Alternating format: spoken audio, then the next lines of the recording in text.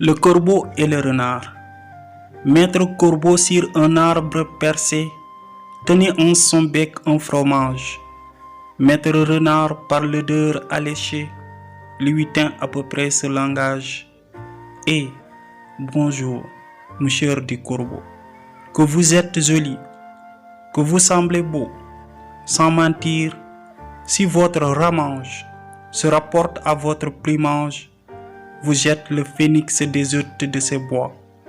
À ces mots, le corbeau ne se sent pas de joie, et pour montrer sa belle voix, il ouvre un large bec, laisse tomber sa proie.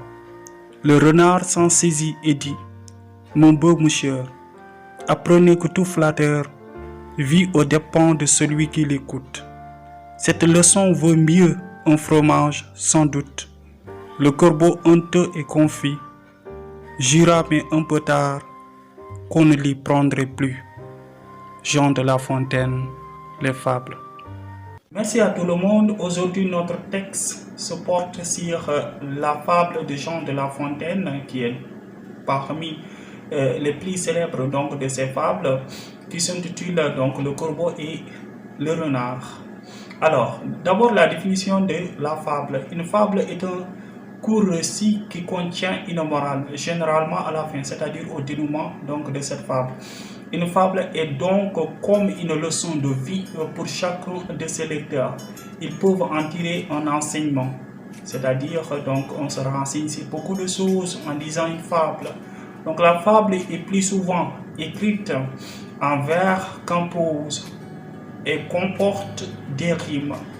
Oui, et comporte des rimes. Il y en a aussi des guillemets et des alinéas. Pourquoi? Parce que tout simplement, ce sont des dialogues donc, entre les personnages. Il y a une personnification donc, dans la fable pour rendre tout simplement les personnages comme des humains, donc qui parlent entre eux. Alors, donc Jean de La Fontaine est un célèbre vraiment auteur donc des fables, c'est-à-dire des fables des fables de Jean de La Fontaine du XVIIe siècle. Donc c'est un auteur du XVIIe siècle. Parmi ces fables, nous avons notre fable du jour, c'est-à-dire Le corbeau et le renard. C'est une critique donc de vie dans la cour et des nobles qui flattent le roi. Alors, en fait, nous allons parler de cette fable, Le corbeau et le renard, qui est une fable écrite par l'écrivain Jean de La Fontaine. Elle a été publiée pour la première fois en 1668 dans le premier recueil donc, des célèbres fables de Jean de La Fontaine. Il y avait 3 recueils, donc elle est publiée au moins, c'est la fable, donc est publiée dans le premier recueil donc, de ces fables. Nous allons présenter un peu, donc son titre reprend, c'est-à-dire Le corbeau et le renard, reprend les personnages principaux de l'histoire.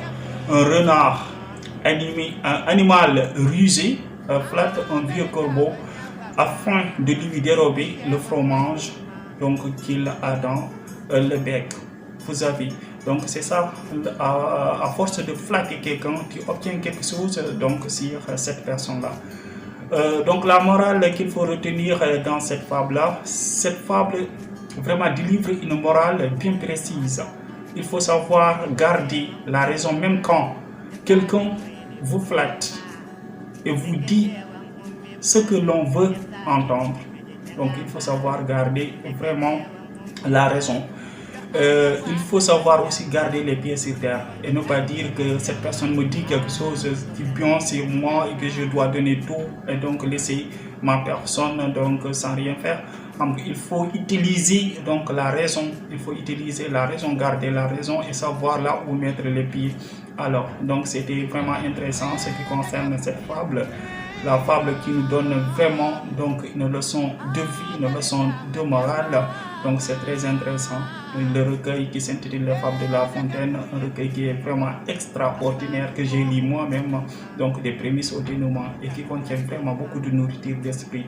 J'espère que tu as aimé donc cette vidéo. Abonne-toi et laisse un commentaire. Merci et à bientôt pour la prochaine vidéo, Inch'Allah.